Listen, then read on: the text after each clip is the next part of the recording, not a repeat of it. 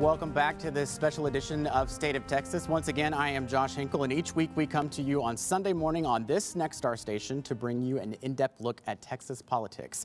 Beyond the race for Senate, items deeper down the ballot will also have a major impact at the local level. We asked anchors and reporters from our stations around Texas to tell us what was important for voters in their parts of the state. I'm Brian Mudd in Lubbock, where the real question is how many angry voters will actually get out and vote. A lot of smaller mom and pop owned shops forced to close the doors because of COVID restrictions.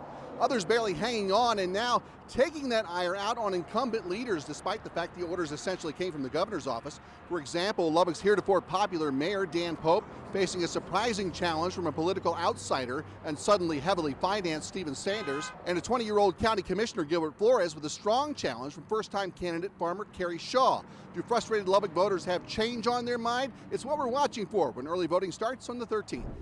I'm Casey Koviak with KETK News in Tyler. East Texas is home to Congressional District 1. Since 2005, that position has been held by Republican Congressman Louis Gohmert. This year, he's being challenged by Democratic opponent Hank Gilbert. Mr. Gilbert is a local rancher and business owner. This year, he says the Democrat Party is ready to flip Texas and turn it blue, starting with Congressional District 1. Now, that is some pretty stiff competition because here in Congressional District 1, Mr. Gohmert is pretty much invincible. Here in the Piney Woods of East Texas, I'm Casey Koviak. I'm Chris Jacobs with KVEO, and I'm at Valley Baptist Medical Center in Harlingen, one of the main hospitals serving our area in the Rio Grande Valley. Now, this facility, like many others in our area, is facing a serious problem. Our region is home to 2% of the state's population, but accounts for 6% of the death toll for COVID-19 in the state.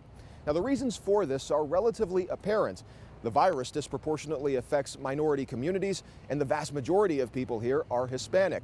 33% of our population is living in poverty, and nearly 40% are obese. And finally, many are either underinsured or uninsured entirely, leaving them without access to quality health care. This is resulting in the high number of cases we've seen since the beginning of the pandemic. I'm Sharon Melton with CW39 Houston. This election year here in Houston, the fourth largest city in the country, we're focused on numerous issues. For instance, COVID-19. With over 77,000 confirmed cases and over 1,200 deaths here in Houston, it is still a major concern for the city, and the numbers continue to increase. Another concern is race relations. The death of George Floyd hit this city very hard. He grew up here. Many of his family members still live here, and one of his funerals was held here in Houston. As one of the most multicultural cities in the world, the city's response to race issues and police community relations continues to be a focus for almost everything it does. And there's also the issue of flooding. In the past 5 years, Houston has been severe flooding everywhere, every single year, and the most notable in 2017 with Hurricane Harvey. The fight over flooding relief funds between the city and the state also continues to reach new levels. And this doesn't even include the impact these storms have on the oil economy, along with jobs. Sharon Melton, CW39 Houston. Well, as you can see from those reports, voters in different parts of the state face an interesting mix of local and national issues. Here in Austin, for instance, transportation is an issue getting a lot of attention. Voters will decide whether to approve a tax increase to fund a transit plan, as well as a bond to pay for various transportation projects. And there are several tight congressional races, most notably a battle in District 21. That pits first-term Republican incumbent Chip Roy against former Democratic State Senator Wendy Davis. Now, Jackie, I want to turn to you. You are from Amarillo. What are some of the big issues for voters in the Panhandle? We also have a major congressional race that voters are deciding on. Congressional District 13 is larger than some states in the United States, and Representative Mac Thornberry, who has represented the people in that district for more than 2 decades, has decided to retire. So on the ballot are Dr. Ronnie Jackson, who is an admiral and a former White House doctor who touts his relationship with President Trump. He speaks on things that are happening at the White House as recently as this week, appearing to comment on the president's COVID-19 diagnosis earlier last week. His Democratic challenger is Gus Trujillo.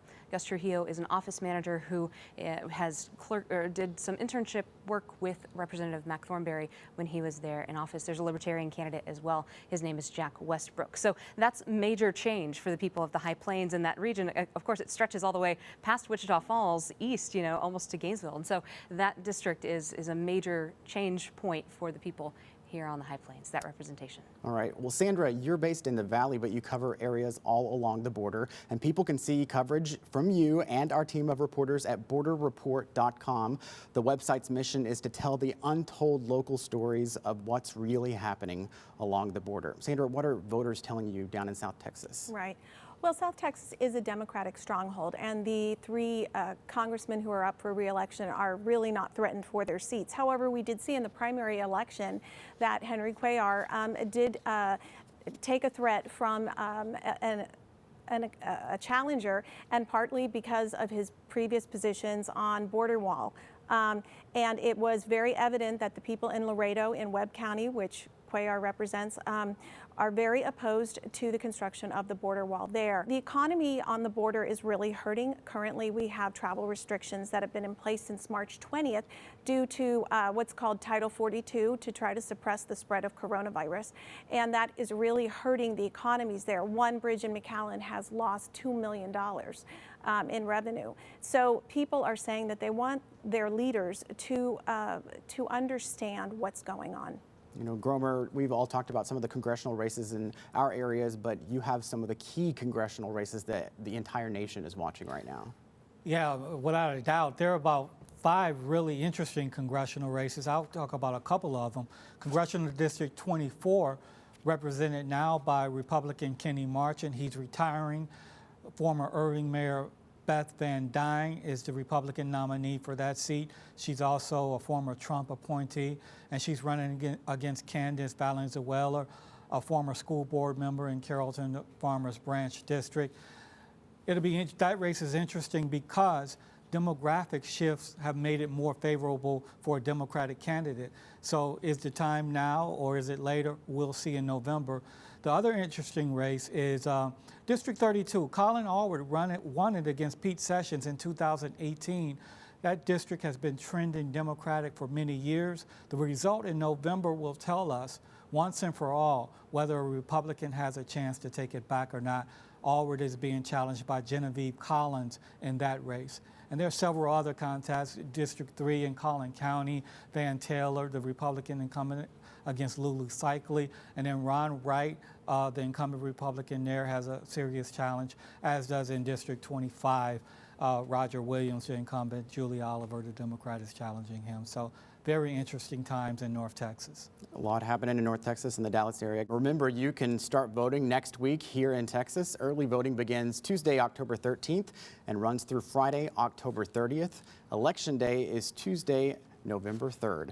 Thank you again for joining us for this special edition of State of Texas. I'm Josh Hinkle. We'll see you next Sunday for an in-depth look at Texas politics.